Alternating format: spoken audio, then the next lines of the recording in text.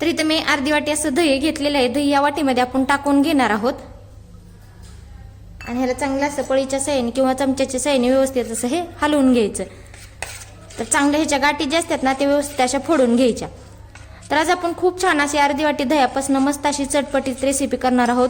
खायला पण एकदम मस्त लागणार आहे आणि नवीन पद्धतीची ही रेसिपी बनणार आहे.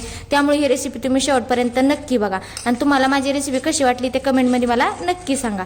चला तर मग रेसिपीला सुरुवात करूया.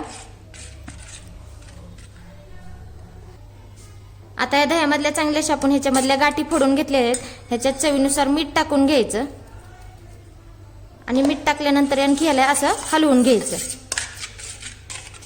आता ह्याच्यामध्ये हलवून घेतल्यानंतर इथं मी अर्धी वाटी मैदा घेतलेला आहे. ह्याला स्वच्छ असं चाळून घेतलेलं आहे.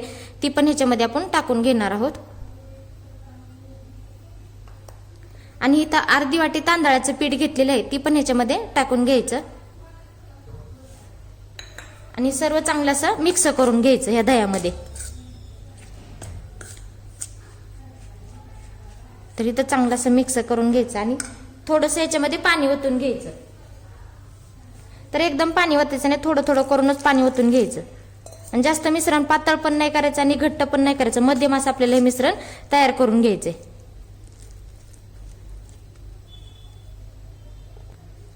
तर इथे बघू शकता अशा पद्धतीने आपण जास्त पातळ पण नाही आणि घट्ट पण नाही, मध्यम असं आपण हे मिश्रण तयार ठेवलेलं आहे. तर इथे बघा अशा पद्धतीनेच हे मिश्रण ठेवायचं. तर आता ह्याच्यामध्ये अर्धा चमचा जिरा टाकून घ्यायचं.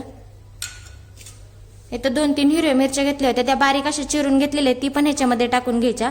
आणि 2-3 कढीपत्त्याची पानं घेतली होती, ती पण अशी उभी कट करून घेतलेली आहेत, ती पण टाकायची. थोडीशी कोथिंबीर पण टाकून घ्यायची आणि सर्व असं हे मिक्स करून घ्यायचं. तर इथं आपल्याला आता अजिबात पाणी होतेच नाही, एवढं ह्याच्यातच आपण हे व्यवस्थित असं मिश्रण तयार करून घ्यायचं. तर इथं चांगलं हलवल्यानंतर आता ह्याच्यामध्ये थोडासा सोडा टाकून घ्यायचा. असं चिमूटभर हातामध्ये सोडा घ्यायचा आणि असा टाकून घ्यायचा.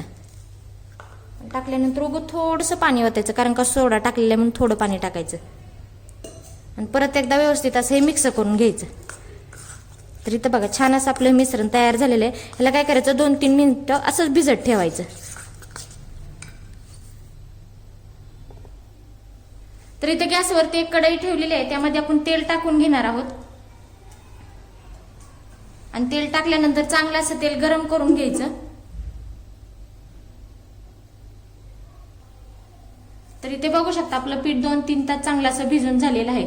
तर छान असं हे भिजलेलं पण आहे. समजा तुमच्याकडून जर पातळ झालं तर थोडासा ह्याच्यामध्ये मैदा टाकला तरी पण चालतो. आता काय करायचं, थोडासा पाण्याचा हात घ्यायचा असा आणि असे गोल ह्याच्यामध्ये वडे सोडून घ्यायचं असं.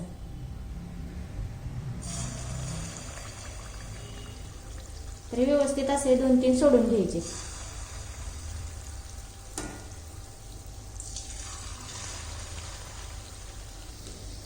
तर ह्याला काय करायचं, लालसर होईपर्यंत चांगलं असं हे तळून घ्यायचं आणि वरती असं थोडं थोडं तेल सोडायचं, म्हणजे व्यवस्थित असं आतपर्यंत तळून निघतं. तर इथे बघू शकता आपण पलटी करून घेतलेलं आहे, छान असं लालसर पण तळलेलं आहे. आता पलटी केल्यानंतर आणखी खालची साईड पण अशीच लालसर होईपर्यंत तळून घ्यायची. तर इथे बघू शकता दोन्ही साईडनी लालसर होईपर्यंत मी तळून घेतलेलं आहे. तर आता आपण हे काढून घेणार आहोत. तर बघा इथे छान असं आपण हे तळून घेतलेलं आहे. बाकीचं पण अशाच पद्धतीने आपण तळून घेणार आहोत. तर इथं बघा मस्त असे दह्यापासून मस्त वडे तयार झालेले आहेत. घरी नक्की ट्राय करा, खूप सोप्या पद्धतीचे आहेत, खायला पण एकदम मस्त लागणार. तर इथं तुम्हाला मी तोडून दाखवते. बघा किती छान असा हा वडा तयार झालेला आहे. सोप्या पद्धतीचा आहे, कमी वेळेत कमी साहित्यामध्ये बनणार आहे. त्यामुळे माझा नाश्ता कसा झाला तर कमेंटमध्ये मला नक्की सांगा. चला तर मग भेटूया पुढच्या रेसिपीमध्ये. तोपर्यंत धन्यवाद.